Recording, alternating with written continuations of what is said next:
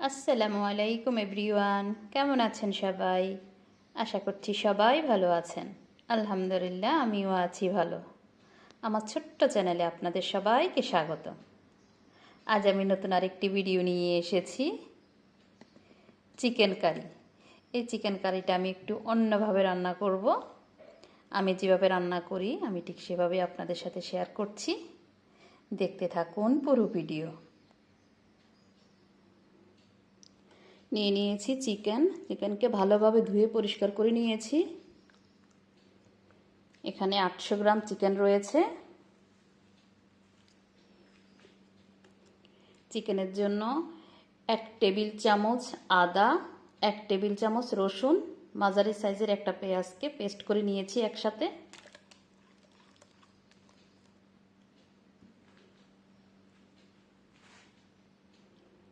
শুকনো মশলা, স্বাদমতো লবণ, 1 চা চামচ হলুদ, 1 চা চামচ মরিচ পাউডার, 1 চা চামচ জিরা পাউডার, 1 চা চামচ ধনিয়া পাউডার।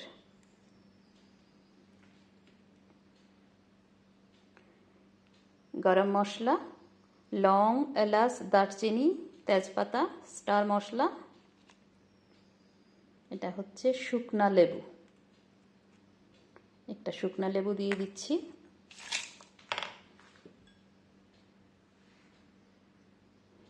সব কিছু ভালোভাবে মিক্স করে নেব।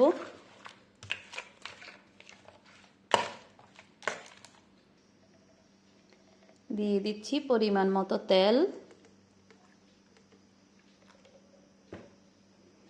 আবারও একটু মিক্স করে নেব।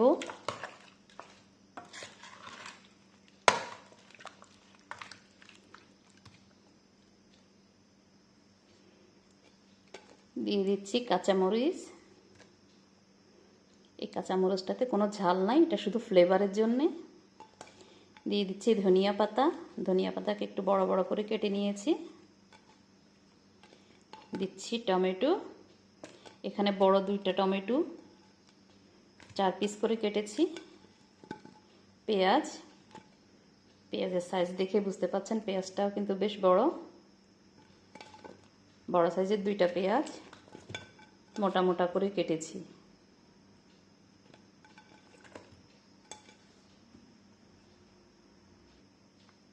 আবারও সব কিছু ভালোভাবে মিক্স করব। যদি হাতে সময় থাকে তাহলে আধা ঘন্টা থেকে 1 ঘন্টা এইভাবে রেখে দিলে ভালো হয়, কিন্তু আমি রাখবো না, এখনই বসিয়ে দেব। রেখে দিলে ফ্লেভারটা অনেক ভালো হয়। সব কিছু একেবারেই ভালোভাবে মিক্স করে নিয়েছি।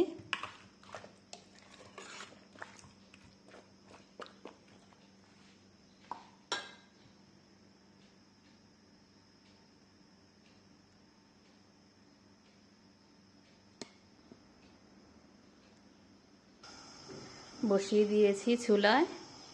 5 থেকে 6 মিনিট মিডিয়াম হিটে ঢেকে রান্না করব।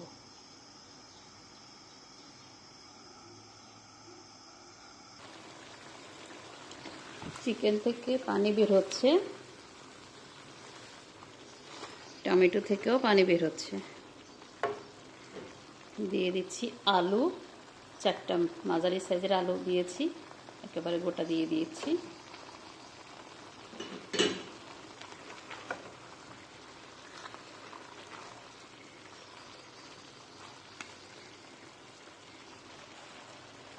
আবার একটু ঢেকে দিচ্ছি।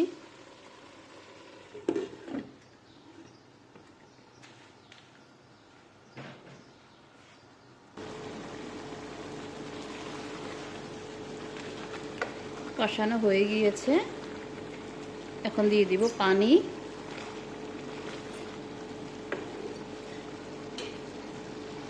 এই পানিটা সিদ্ধ করা পানি।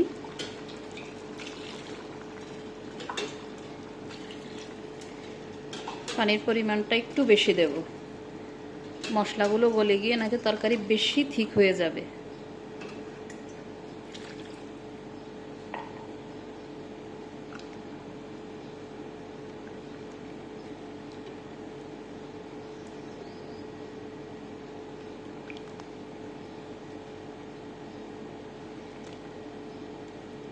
পানির পরিমাণটা একটু খেয়াল করুন।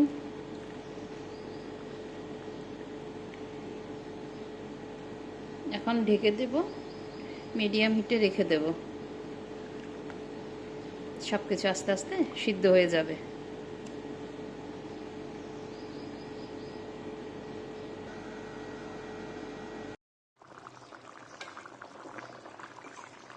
রান্না শেষ। ঝোলগুলো একটু গাঢ় গাঢ় হয়ে গিয়েছে, থিকনেসটা দেখুন, পারফেক্ট।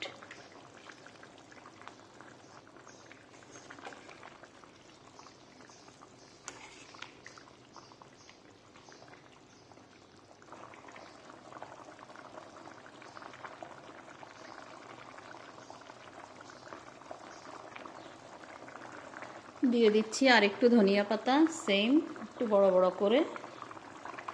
আর দিয়ে দিচ্ছি গরম মশলা পাউডার। সব ধরনের গরম মশলাকে টেলে পাউডার বানিয়ে নিয়েছি। ব্যাস রান্না শেষ।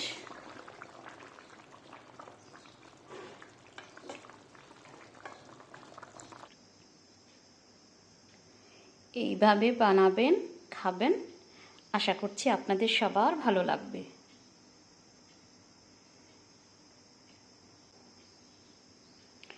খুবই স্বাদের একটি রান্না, সবাই খাওয়ার মতো একটি রান্না। একবার হলেও ট্রাই করবেন, আর যদি ভালো লাগে তাহলে অবশ্যই সাপোর্ট করবেন।